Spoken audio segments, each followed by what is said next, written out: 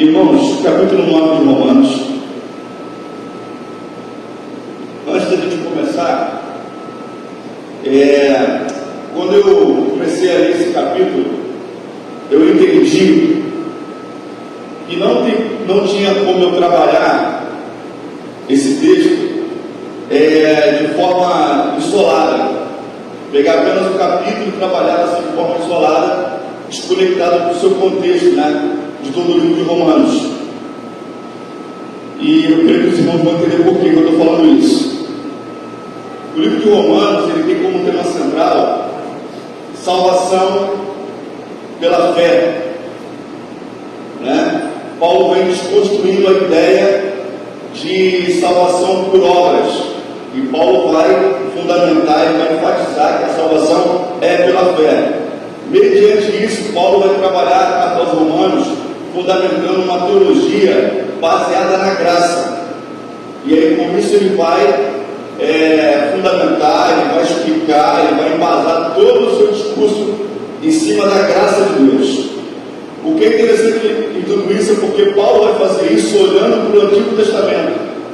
Paulo vai fazer isso olhando para trás, olhando para todas as Escrituras, a partir de Gênesis até ele.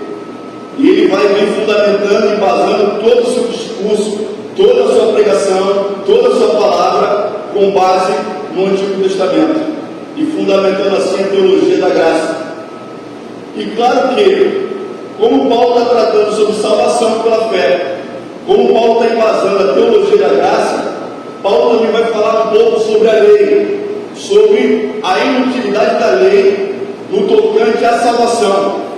Paulo vai deixar muito claro para os judeus que tinham como uma esperança, né, digamos assim, meio distorcida em cima da lei, no sentido de que eles acreditavam que eles praticassem a lei, eles seriam salvos pela prática da lei. E Paulo vem desconstruindo isso, dizendo o seguinte: olha, não é a lei que vai salvar vocês. Na verdade, é impossível obedecer toda a lei, praticar toda a lei, porque se você errar numa vírgula, se você errar num tipo, você vai errar em toda a lei. A lei, na verdade, ela veio para poder demonstrar o quanto nós somos miseráveis, o quanto nós somos pobres, necessitados de luz, o quanto nós necessitamos da graça, do amor e da misericórdia de Deus. Então Paulo vai vir exatamente trabalhando nessas vertentes: graça, lei, salvação e por aí vai. Então, tendo tudo isso em mente, Paulo inicia o capítulo 9 de Romanos dizendo o seguinte, verso 1: digo a verdade em Cristo, não minto, e a minha consciência confirma isso, por meio do Espírito Santo. Sinto grande tristeza e tenho incessante dor no coração, porque eu mesmo desejaria ser amaldiçoado, separado de Cristo, por amor dos meus irmãos, meus compatriotas segundo a carne, são israelitas. O que Paulo está fazendo aqui? Paulo, tendo tudo isso em vista, que nós acabamos de falar aqui, Paulo ele começa a fazer sua dissertação falando sobre o povo de Israel, os seus irmãos segundo a carne, os israelitas. E Paulo está dizendo o seguinte: olha, queria eu ser amaldiçoado, queria eu ser separado de Cristo, se fosse necessário para poder mudar a condição de mentalidade e a condição espiritual do meu próprio povo, ou seja, Israel. E Paulo vai dizer o seguinte, ainda no versículo 4: a eles pertence a adoção, assim como a glória, as alianças, a promulgação da lei, o culto e as promessas.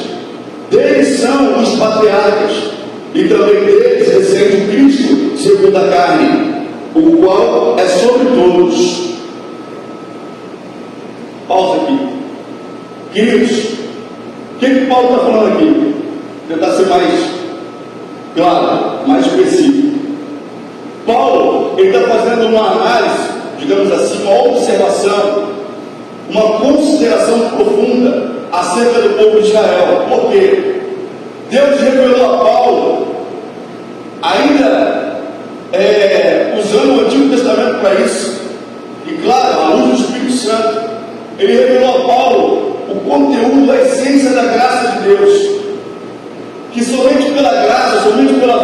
como poderia ser salvo. Com isso, Paulo, ele ganhou muitos inimigos. Que inimigos são esses? Principalmente o povo judeu, o seu próprio povo. Porque o povo judeu, eles tinham um pensamento de exclusividade acerca de salvação. Ou seja, eles acreditavam que apenas Israel seria salvo, porque era um povo exclusivo de Deus. E isto sim aconteceria com base na prática das leis, ou da lei do Senhor, ou da lei mosaica. E Paulo, como eu disse agora há pouco, ele vem exatamente desconstruindo isso. Ele vem dizendo: olha, a lei é inútil para a salvação. Nós somos salvos pela graça, pela fé em Cristo Jesus. Quando Paulo veio pregando, como Paulo veio afirmando isso publicamente, Paulo foi ganhando inimigos. Ou seja, aquele povo religioso, aquele povo judeu que se sentia dono da lei, dono da revelação de Deus para o homem, esses mesmos judeus, compatriotas de Paulo, começaram a ver em Paulo um herege, começaram a ver em Paulo um inimigo, um adversário da teologia judaica. Com isso, não é estranho a gente ver o quanto Paulo foi perseguido ao longo da sua vida, apedrejado, sofreu naufrágio, algumas vezes esteve como morto, preso, torturado, e até o ponto de ele ser morto. Isso é reflexo do que, irmãos? É reflexo da revelação que Paulo carregava e da sua pregação, porque a pregação de Paulo era: nós somos salvos pela fé em Cristo Jesus e apenas em Cristo Jesus. Irmãos, quer ganhar inimigo? Se posicione.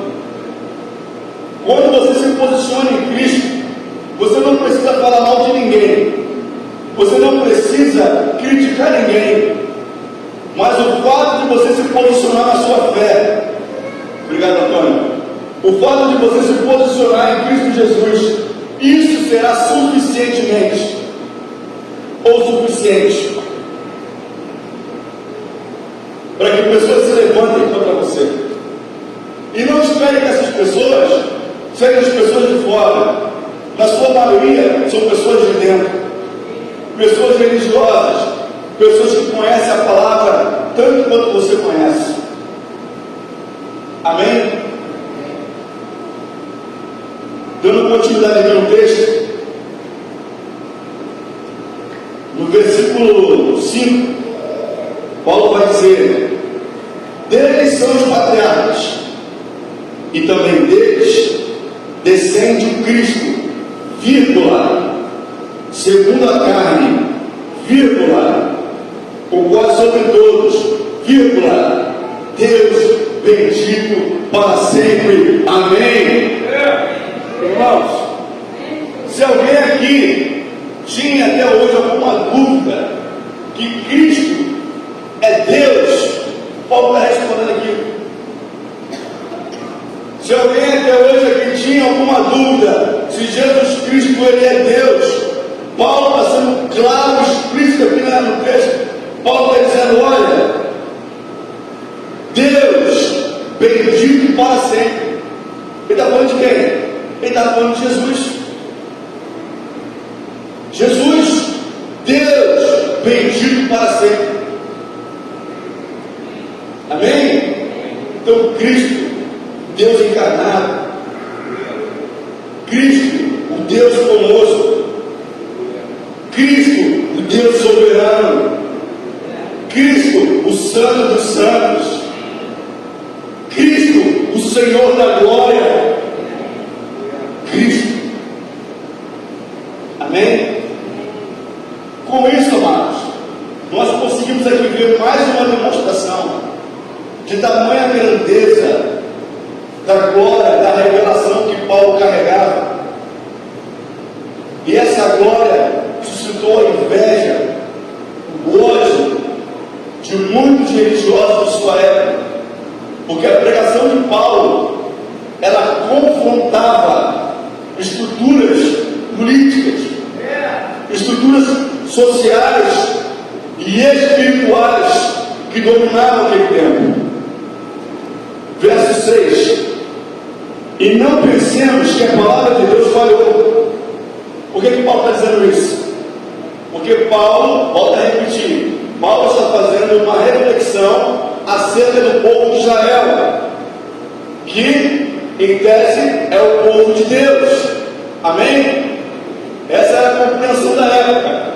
E Paulo está dizendo o seguinte: olha, meus irmãos, os meus compatriotas israelitas, parece que eles não compreenderam o Evangelho, parece que eles não compreenderam a palavra, eles não reconheceram Cristo que havia encarnado.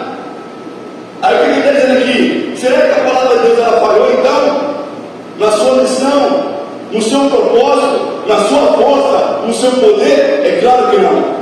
E Paulo vai continuar a partir do verso 6. Olha o que ele vai dizer: porque nem todos os de Israel são de fato israelitas.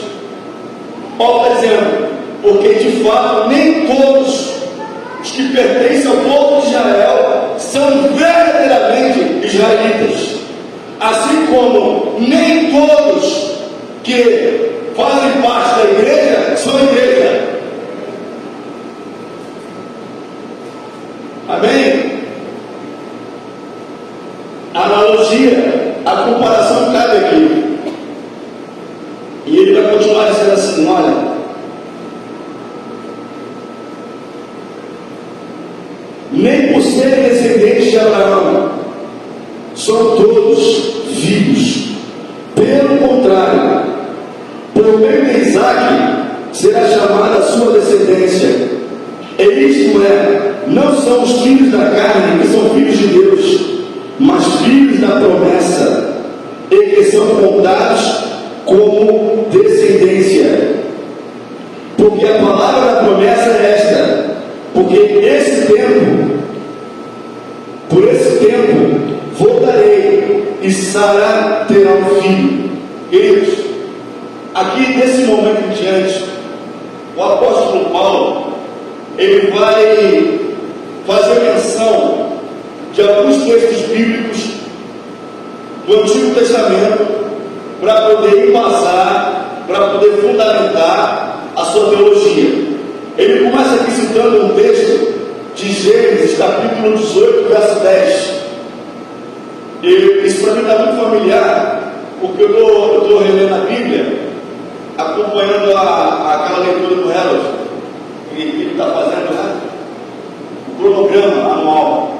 Eu estou fazendo lá em casa com a minha família, e a gente acabou de ler Gênesis, estamos lendo isso agora, pelo calendário, né? Pela cronologia. Então, queridos, são textos que a gente acabou de ler, está muito vivo, né, no nosso coração. E aqui Paulo dá início falando o seguinte: olha, ele está citando um texto de Gênesis capítulo 18, versículo 10. Exatamente quando Abraão ele recebeu a visitação de Jesus com 2 anjos na sua tenda. E aí eles estão indo destruir Sodoma e Gomorra, aquela coisa toda, ele começa a conversa entre Abraão e Jesus. E aí ele fala: ó, nesse tempo aqui, daqui a 1 ano, mais ou menos, Sara vai engravidar, ela vai ter um filho, e o seu nome será Isaque, o filho da promessa. Então é esse texto que o apóstolo Paulo aqui está recitando, ou citando aqui, para poder embasar ou começar a fundamentar a sua palavra. Amém? Aí ele continua no versículo 10. E isto não aconteceu somente com ela, mas também com Rebeca, ao conceber de um só, de Isaque nosso pai. E os gêmeos ainda não eram nascidos, nem tinham feito bem ou mal, para que o propósito de Deus quanto à eleição prevalecesse, não por obras, mas por aquele que chama. Vou repetir a última parte. E os gêmeos ainda não eram nascidos. Está falando de quem aqui, pessoal? Esaú e quem? Esaú e Jacó. Não eram nascidos, nem tinham feito bem ou mal, para que o propósito de Deus quanto à eleição prevalecesse. Não por obras, mas por aquele que chama. Verso 12. Quando foi dito a Rebeca, o mais velho será servo do mais moço, como está escrito: amei Jacó, porém desprezei Esaú. Esse texto pode ser encontrado em Malaquias, capítulo 1, versos 2 e 3. Verso 14. Que diremos então? Que Deus é justo? De modo nenhum. Pois ele diz a Moisés: terei misericórdia de quem eu tiver misericórdia, e terei compaixão de quem eu tiver compaixão. Esse texto está em Êxodo, capítulo 33, verso 19. Irmãos, vou fazer uma pausa aqui bem rápida. O que Paulo está fazendo aqui? Paulo está indo lá atrás, está indo lá em Êxodo. Ele está falando sobre os patriarcas, ele começou a falar sobre Abraão. E agora ele está falando sobre Jacó, ele falou sobre Isaac, ensinou Isaac, e agora está falando sobre Jacó e Esaú. E o que ele está dizendo aqui? Ele está falando o seguinte: olha, ele está falando que Rebeca tinha gêmeos no ventre, Jacó e Esaú. Mas antes deles ainda nascerem, havia sido lançada uma palavra, e a palavra é: amei Jacó, porém desprezei Esaú. E o que ele está dizendo aqui? Olha, eles nem tinham nascido ainda, para que Deus pudesse eleger um deles. Falar: olha, eu prefiro Jacó, porque Jacó foi um bom garoto, foi um bom menino, foi comportado, ele era a bênção do seu pai, ele honrava sua mãe. Esaú não. Esaú era um garotinho rebelde, Esaú era um garotinho desobediente, Esaú era pirracento. Cara, não é isso. Não é isso. Ainda antes dos dois nascerem, Deus havia determinado que o mais velho serviria ao mais moço, porque a palavra diz: eu amei Jacó e aborreci Esaú. E aí, em cima disso, Paulo vai dizer o seguinte: olha, por acaso então Deus é injusto em fazer isso? E aí Paulo vai dizer em seguida: é claro que não. Queridos, como eu falei, esse é um texto que não é fácil de se falar. Mas aqui, o que Paulo está fazendo? Paulo está agora salientando a soberania de Deus.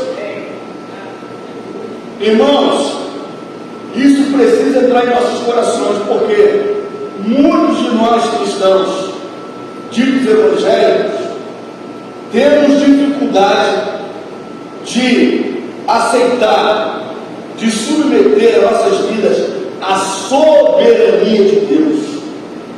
Nós temos facilidade de enxergar um Deus misericordioso. Nós temos facilidade de enxergar um Deus justo. Nós temos facilidade de enxergar um Deus cheio de graça, um Deus que perdoa. Nós temos facilidade de enxergar um Deus que ama o pecador, por pior do que ele seja. Mas nós temos muita dificuldade de aceitar, de compreender, não aqui no intelecto, mas no nosso coração, a soberania de Deus. Ou seja, a parte tocante ao caráter de Deus, aonde Ele não se permite depender de nada e nem de ninguém. A parte tocante ao caráter de Deus, aonde Ele não se permite ser questionado, simplesmente pelo fato de Ele ser Deus. Ponto final. Amém? Nós temos dificuldade, e é por se esbarrar nessa dificuldade que nós vamos ter uma outra dificuldade. Qual é a outra dificuldade? A dificuldade de nós entendermos a pré-eleição, coisas que o Senhor já determinou ainda na eternidade. Ponto. Vou ser mais prático um pouco. Qual é o reflexo disso da nossa vida diária comum, de meros mortais? Nós, o tempo todo, nós trabalhamos para poder realizar as nossas metas. O tempo todo nós trabalhamos para realizar os nossos sonhos. E o tempo todo nós tentamos atrair Deus para poder abençoar as nossas metas, para poder abençoar os nossos sonhos, para poder abençoar a agenda que nós escrevemos para nós, segundo a nossa programação pessoal de vida.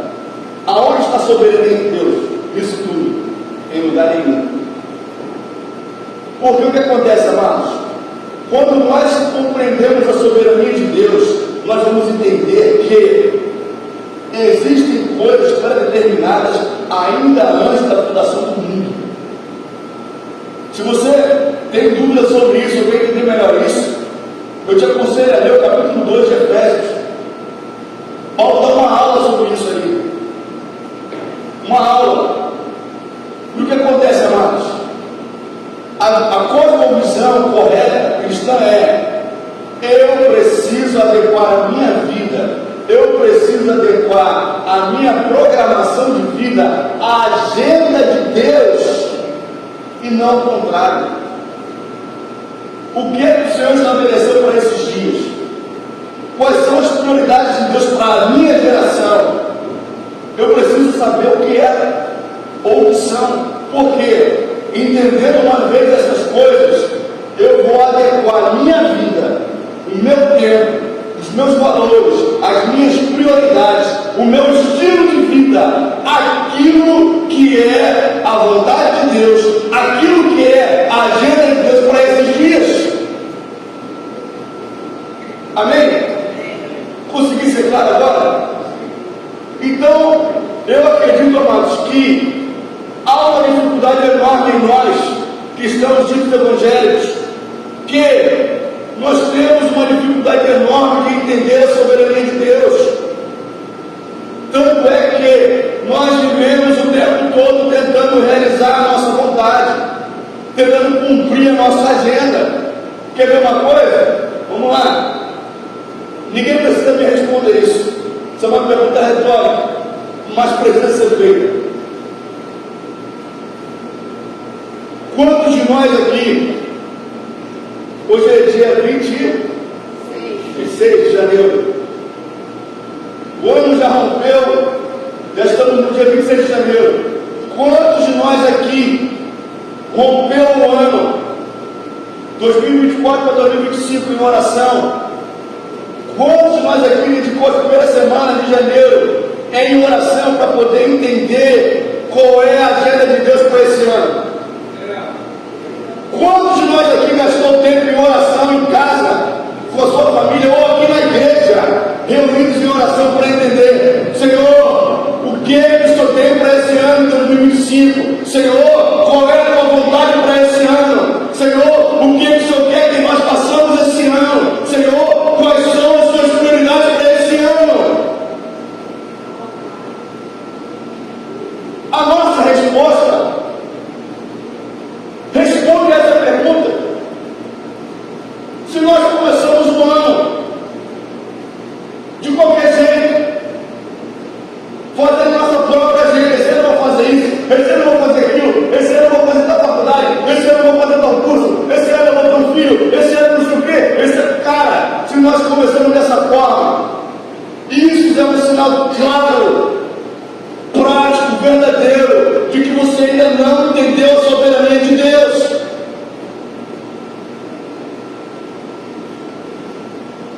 Ainda não entendeu.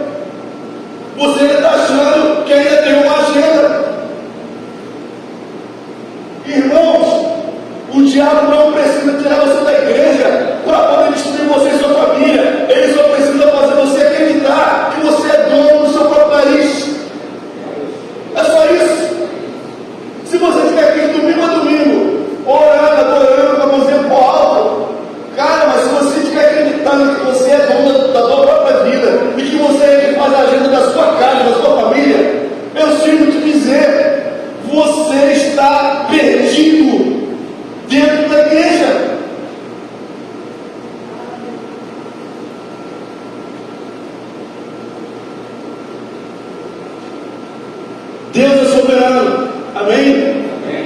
dizer comigo: Deus é soberano. Deus é soberano. Vamos melhorar isso? Jesus é soberano. Jesus é Deus, então Ele é soberano. Verso 16: assim, pois, isso não depende de quem quer, ou de quem corre, mas de Deus, que tem misericórdia. Porque a Escritura diz a Faraó, abre aspas, foi para isso mesmo que eu levantei, para mostrar em você o meu poder, e para que o meu nome seja anunciado em toda a terra. Fecha aspas. Querido, Paulo aqui agora está citando o Êxodo, capítulo 9, verso 16. Paulo aqui está citando exatamente o momento em que Deus levanta Moisés para libertar o povo do Egito. Vocês vão lembrar comigo do que acontece lá. Vocês vão lembrar comigo. Deus pega e levanta Moisés e Arão para poder ser o seu porta-voz, o seu profeta, e envia Moisés e Arão para poder comunicar a Faraó a ordem de Deus para liberar o povo de Israel do Egito, para que o povo saia do Egito com todos os seus despojos para adorar a Deus no meio do deserto. E aí o que acontece? Quando Deus manda Moisés, desde a primeira ida, desde a primeira praga, Deus diz para Moisés o seguinte: Moisés, tu vai falar assim, assim, assim, mas tem uma coisa, tem uma parada, ele não vai acreditar, o coração dele vai se endurecer. Mas sabe por que o coração dele vai endurecer? Porque eu vou endurecer o coração dele, eu que vou endurecer o coração dele, e ele não vai deixar. Não tem problema, você vai fazer assim, assim, e vai acontecer a primeira praga. E aí Moisés vai. Acontece exatamente do jeito que Deus falou. Faraó não crê em Moisés, endurece o seu coração, e assim acontece a segunda praga. Deus fala a mesma coisa: Moisés, o Faraó vai endurecer o coração, ele vai endurecer porque eu vou endurecer o coração dele. Irmãos, pensem comigo, qual é a lógica por trás desse comando? Como é que Deus manda Moisés fazer uma coisa que ele já sabia que ia dar errado? Ele está dizendo o seguinte: Moisés, tu vai com poder, vai fazer sinais, prodígios e maravilhas, mas o cara ainda assim não vai crer, o coração dele vai endurecer, e ele não vai deixar o povo sair do Egito. Ou seja, Moisés, quando ia falar com o Faraó, ele já ia ciente, ele já ia sabendo o resultado daquilo tudo. O resultado era negativo. Faraó teria o seu coração endurecido pelo próprio Deus. Percebe, amados? Aqui, Paulo está dando mais uma ênfase à soberania de Deus. Qual é a lógica de Deus mandar Moisés com poder e autoridade falar com o Faraó, se o próprio Deus que está enviando Moisés está dizendo que ele iria endurecer o coração do Faraó? E a lógica é exatamente essa daqui, do versículo que nós acabamos de ler. Deus vira para Moisés e fala assim: Moisés, é mister, é conveniente que assim eu faça, porque na pessoa do Faraó eu vou mostrar todo o meu poder. Israel, o meu povo, vai conhecer agora o Deus a quem eles servem. Amém, irmãos? Queridos, olha só. Antes de Deus usar Moisés e Arão para se revelar ao povo de Israel, anteriormente, Deus havia se manifestado a quem? Apenas aos patriarcas: Abraão, Isaac e Jacó. Amém? Amém ou não amém, igreja? Então vamos lá. Abraão, Isaac e Jacó. Presta atenção aqui. Para nenhum desses três, Deus se manifestou em poder, em glória, da forma como Ele queria se manifestar agora história de Moisés. Ou seja, o povo de Israel estava no Egito 400 e poucos anos como escravo, conhecia Deus de ouvir falar, por causa daquilo que eles haviam aprendido pela tradição oral, onde uma geração passava para outra geração a sua história, contava: olha, Deus falou para o nosso pai Abraão, Deus se revelou ao nosso pai Isaac, Deus se revelou ao nosso pai Jacó e fez uma aliança com eles. Amém? Era essa a percepção que o povo tinha de Deus, mas o povo ainda não tinha tido um contato pessoal, direto com Deus, na sua magnitude, na sua glória, na sua soberania. O que Deus faz? Eu vou mostrar para esse meu povo que o Deus que ele serve não é brincadeira, que o Deus a quem ele serve, a quem os pais dele serviram, não é homem, é Deus. E o que ele faz?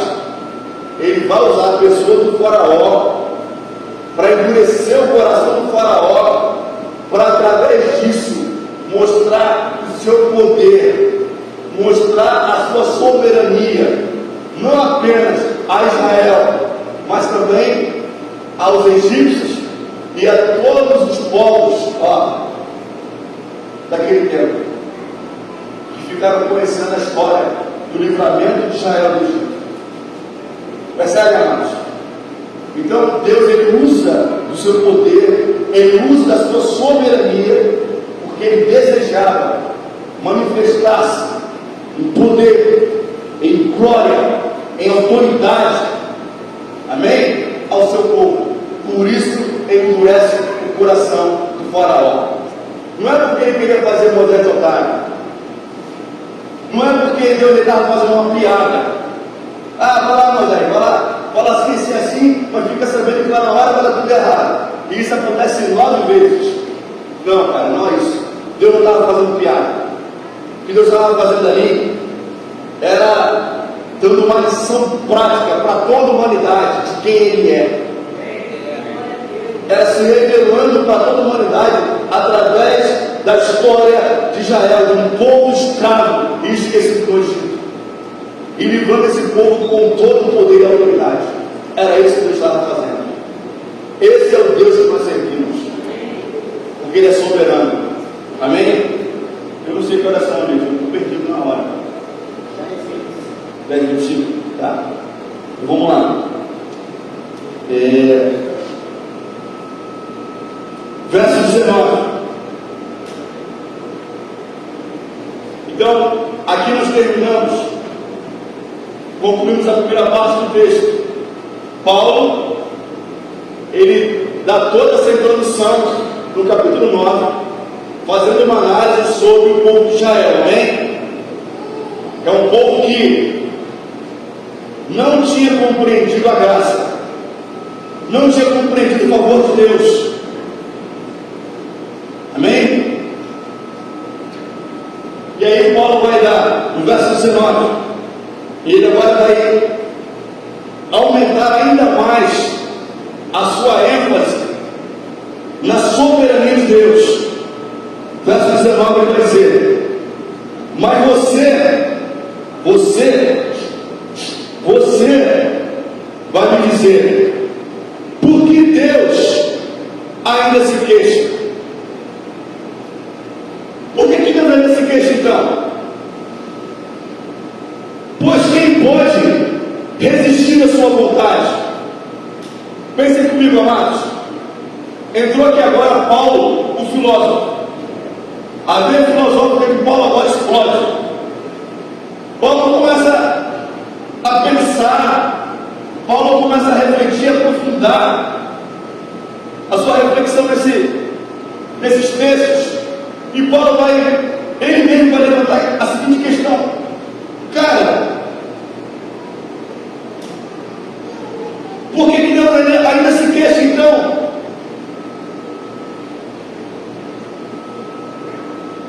Pois quem pode resistir à vontade de Deus? Se Deus é o Deus soberano, é o Deus todo-poderoso, que nem o faraó pode fazer a própria vontade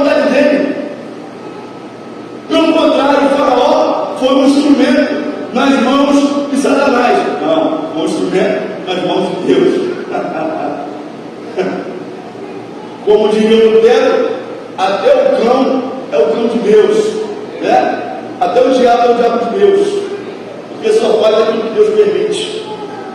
Amém? E aí Paulo diz assim: olha, como é que Deus é esse queixo? Se ninguém pode resistir à vontade dele. E aí Paulo faz essa pergunta, e ele vai dar sequência dizendo o seguinte: mas quem é você? Quem é você, Brasil? Quem é você, Antônio? Quem é você, Davi? Quem é você, igreja? Quem é você, Michael? Quem é você, Wagner? Quem é você, Marlon? Quem é você, Desci?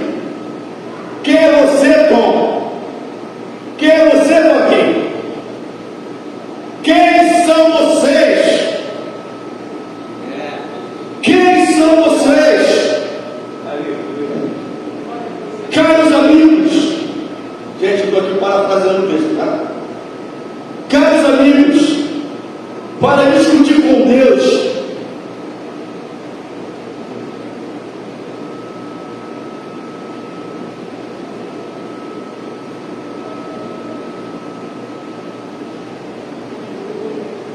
pare de discutir com Deus.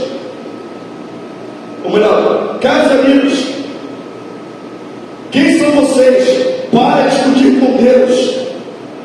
Será que o objeto, será que a criação, será que o objeto pode perguntar a quem o fez? Abre aspas. Por que você me fez assim? Fecha aspas. Será que o oleiro não tem direito sobre a massa? Isso lembra alguma coisa? A casa do oleiro? Lembra alguma coisa, irmãos? Acaso o oleiro não tem direito sobre a massa? Para do mesmo barro fazer um vaso para a honra e o outro para a desonra? Quem diremos? Se Deus, querendo mostrar a sua ira e dar a conhecer o seu poder, suportou com muita paciência os vasos de ira preparados para a destruição, a fim de que também desse a conhecer as riquezas da sua glória nos vasos de misericórdia, que de antemão preparou para a sua glória. Esses vasos somos nós. Esses vasos somos nós. Esses vasos somos nós. Irmãos, nós somos vasos de misericórdia. Amém ou amém? Você é um vaso de misericórdia, meu irmão. O Senhor escolheu você para demonstrar a graça dele, o amor dele, a bondade dele e a misericórdia dele. O fato de você e eu estarmos aqui essa manhã, o fato de você e sua casa estar caminhando no caminho do Senhor, isso é porque Ele escolheu você e sua casa como vasos de honra. E vai enfatizar: isso não é mérito nosso, isso é graça, e graça é fruto da soberania de Deus. Amém?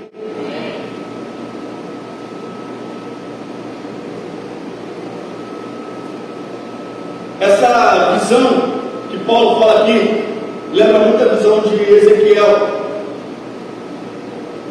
o vaso nas mãos do oleiro. O que é o oleiro, amados? Quem é mais antigo, veio do interior, sabe disso melhor do que nós, né? Eu não entendo muito bem. O pouco que eu entendo, eu aprendi naquele filme antigo, Ghost. Aprendi no Ghost. Tinha um espírito de mulher lá, essa pombada sendo formada. Por onde agora, meu Deus? Lá no Ghost.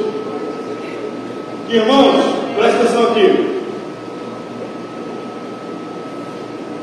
A visão do Deus soberano, ela pode muito bem ser ilustrada exatamente nessa perspectiva do oleiro fazendo o vaso, com as suas próprias mãos, modelando o vaso.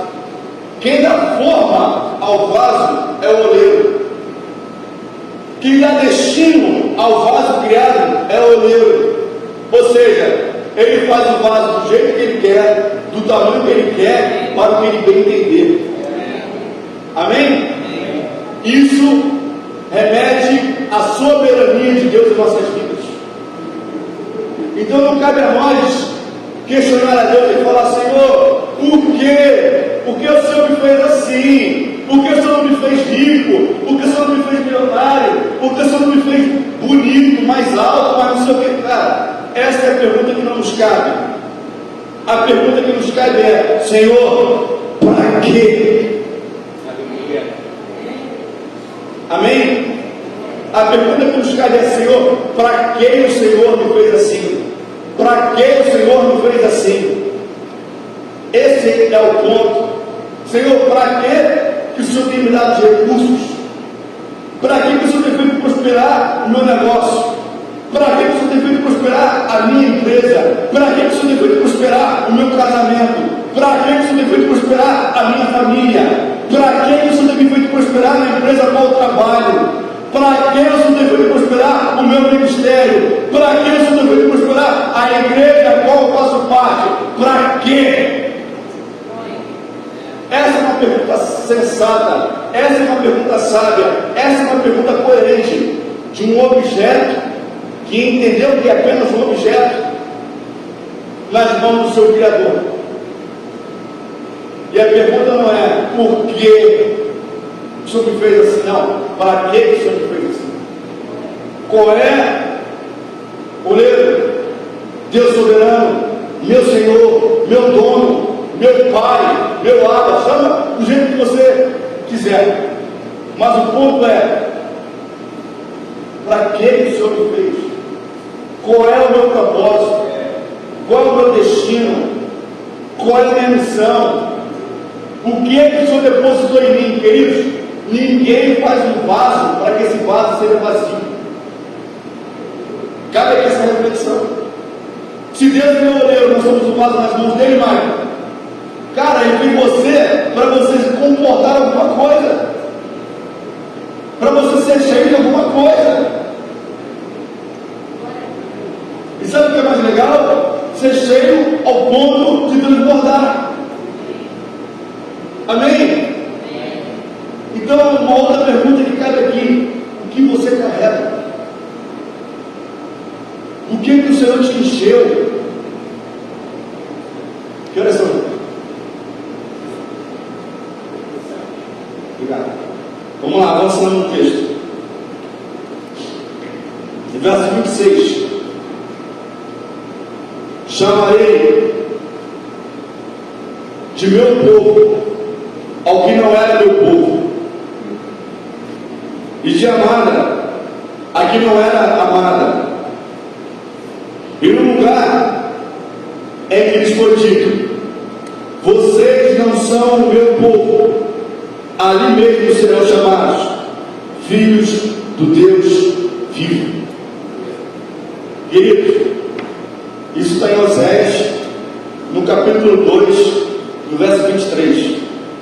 Ó, percebam, até agora, Paulo já citou aqui Gênesis 18, Malaquias 2, Êxodo 33, Êxodo 9 e agora Oséias 2. Olha quantas referências Paulo está utilizando para poder fundamentar a sua pregação. Percebam. E aqui, amados,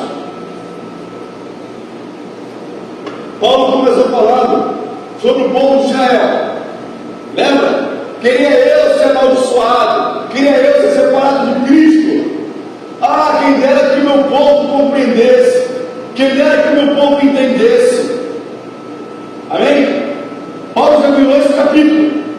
Agora Paulo está falando o seguinte: olha, chamarei de meu povo ao que não era o meu povo.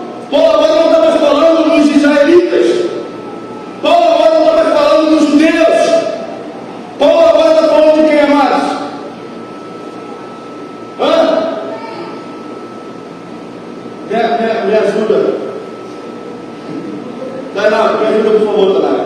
Paulo está falando de quem? Está falando de nós. Paulo agora está falando de nós. Paulo começa falando sobre Israel, mas Paulo não para ali. Ele não fica apenas se lamentando pelo povo de Israel, não.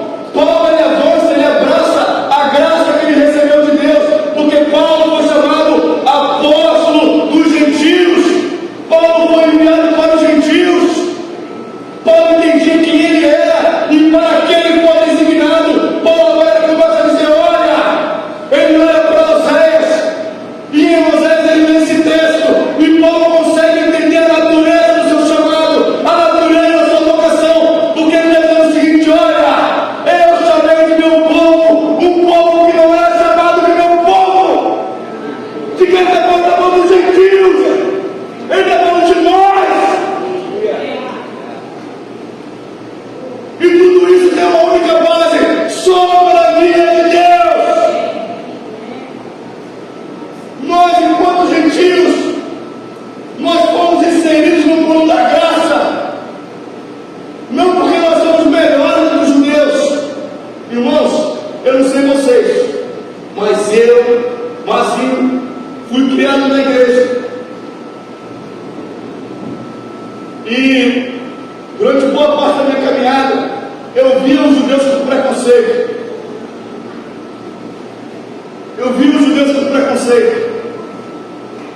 Ficava subentendido nas entrelinhas que nós, a igreja gentílica, nós somos melhores do que os judeus. Por quê? Os judeus rejeitaram Jesus. Porque os judeus crucificaram Jesus. Vocês nunca perceberam esse tipo de comparação na caminhada de vocês, não? Nem nas entrelinhas? Nunca foi alimentado esse sentimento no coração de vocês, não? Pois só no meu?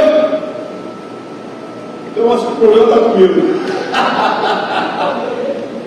Irmãos, é brincadeira.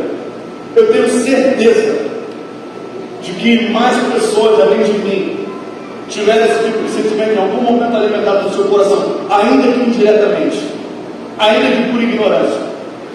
Mas uma coisa eu falo para vocês, baseado nesse texto, irmãos: nós fomos eleitos por Senhor, e glória a Deus por isso, é por isso que nós estamos aqui. Mas isso não aconteceu porque nós somos melhores do que os judeus. Isso não aconteceu porque nós somos mais crentes que os judeus. Isso aconteceu porque Deus é soberano. Isso aconteceu porque nós fomos escolhidos como vasos de misericórdia. É Deus demonstrando a misericórdia dele em nós, e é apenas por isso. Amém? Por isso, quando você olhar para um judeu, para o povo judeu como um todo, não se sinta melhor que eles, mas também não se sinta pior que eles, que é o contrário também verdadeiro. Hoje eu vejo muita gente superestimando o povo judeu e subestimando a igreja gentílica. Isso também é um erro. Paulo fala para nós permanecermos do jeito que nós fomos chamados. Aquele que é circuncidado, permaneça circuncidado. Ou seja, se é judeu, permaneça lá. Creia em Jesus, mas permaneça naquilo que você foi chamado. Não foi circuncidado, ou seja, não é judeu, é um gentil, permaneça que você foi chamado, mas crê em Jesus. Amém? Amém ou não amém? Então o que a gente aprende com isso?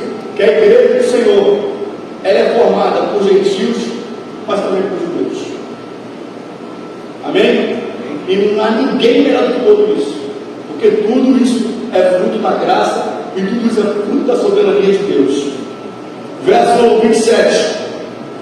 Mas Isaías chama a respeito de Israel: ainda que o número dos filhos de Israel seja como a areia do mar, o remanescente é que será salvo, porque o Senhor cumprirá a sua palavra sobre a terra de forma plena e em breve.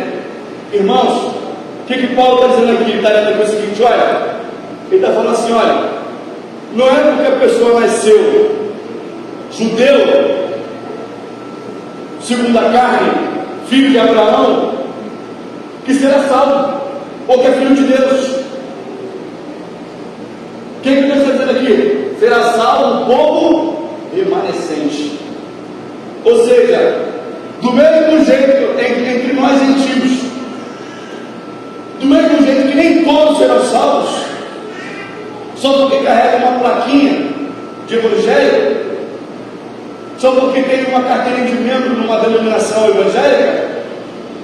Do mesmo jeito, uma pessoa só porque nasceu judeu ou judia não será salva, não é filho de Deus ou filha de Deus, só por causa disso. Mas serão salvos, ou será salvo um povo remanescente. No contexto judeu, não será salvo aquele que é circuncidado segundo a carne, mas aquele que é circuncidado no coração. Amém, amados? Circuncidados no coração.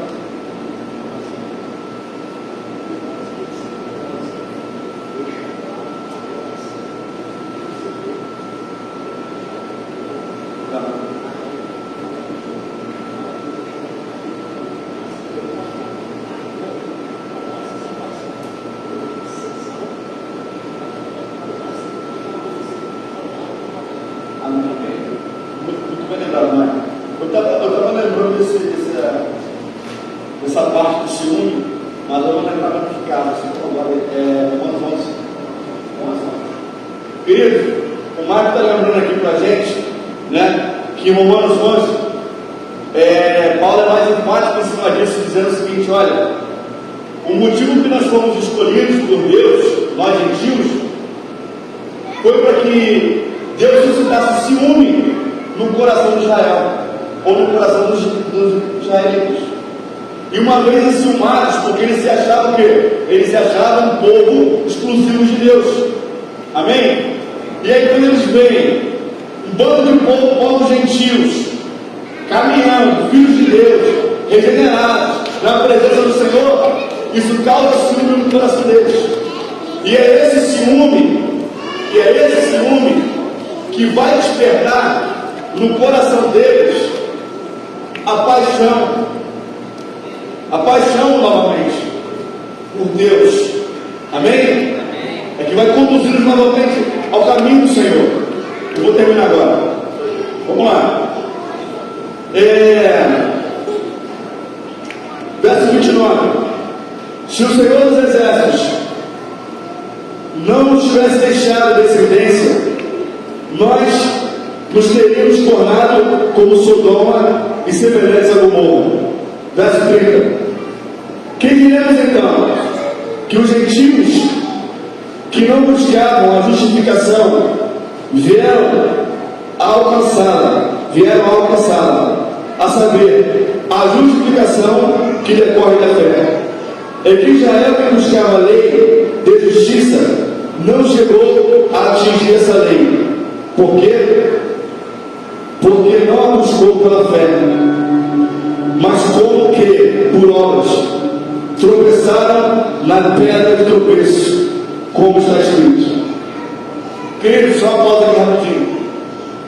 Ele está dizendo o seguinte: olha, que a conclusão de tudo isso é que Deus se revelou ao povo, que não estava buscando justificação, e que Israel, que estava buscando uma lei que o justificasse, não encontrou nada. Por quê? Porque eles não buscaram isso pela fé.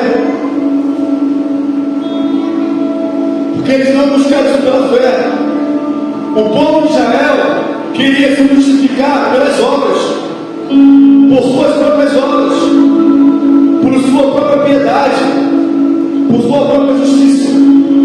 E isso fez com que Deus rejeitasse o povo de Israel.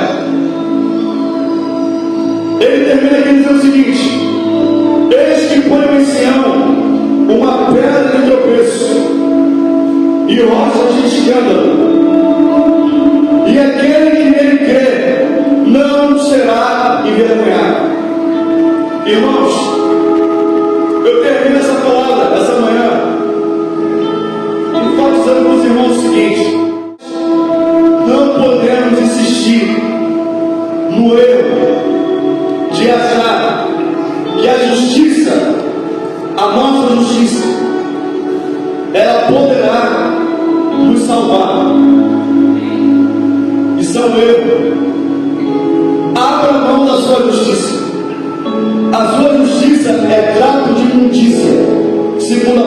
Senhor.